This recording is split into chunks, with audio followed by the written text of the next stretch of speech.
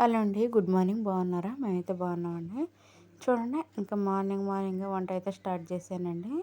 ఎందుకంటే lunch box కట్టాలి కదా, వంట అయితే ప్రిపేర్ అయిపోయిందండి. ఇంకా చూడండి, మా బాబుకి అయితే టిఫిన్ పెట్టించాను, తనైతే తింటున్నాడు.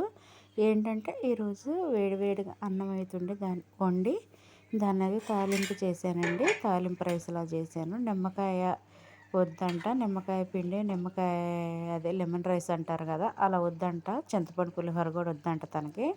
తాలింపు అన్నం లాగండి. తాలింపు అన్నం అంటే సింపుల్గా అన్నం వండేసుకొని, ఇంకా ఉల్లిపాయ, ఇంకా జీలకర్ర, తాలింపులు, పచ్చిమిర్చి, కరివేపాకు, పసుపు, ఉప్పు ఇవన్నీ వేసి బాగా వేగిన తర్వాత ఆనియన్స్, వేడి వేడి అన్నం కలుపుకుంటే పులిహోర తాలింపు రైస్ అయ్యిద్దండి.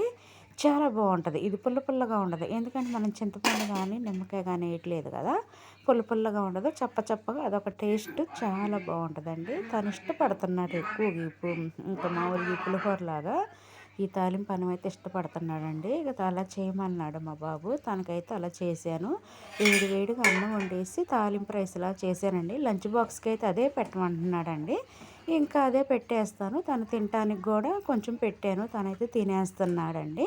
ఇంక లంచ్ బాక్స్కి కూడా అదే పెట్టేస్తాను, ఎందుకంటే వేడి అన్నమే కాబట్టి ఇంకా ప్రాబ్లం అయితే ఉండదు. అది నైట్ అన్నం అయితే కొంచెం పెట్టడానికి ప్రాబ్లం అయ్యిద్ది, మధ్యాహ్నం తినే టైంకి పాడైద్ది కాబట్టి వేడిగా అన్నం వండి దాన్ని తాలింపు అన్నం చేసి తాలింపు రైస్లా చేశాను కాబట్టి ప్రాబ్లం అయితే ఉండదు. లంచ్ బాక్స్కి కూడా అదే పెట్టేస్తానండి.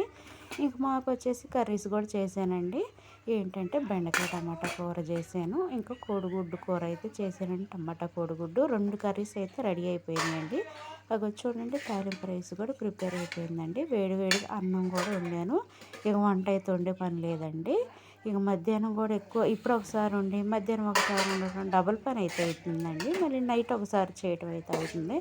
రోజుకి 3 సార్లు అవుతుందండి వంట చేయటం. అందుకే ఏంటంటే నేను ఇప్పుడు మార్నింగ్ టైంలోనే చేసేస్తున్నానండి. ఒకేసారి బియ్యం కడిగేస్తున్నాను, మధ్యాహ్నం కూడా సరిపోయేటట్టే.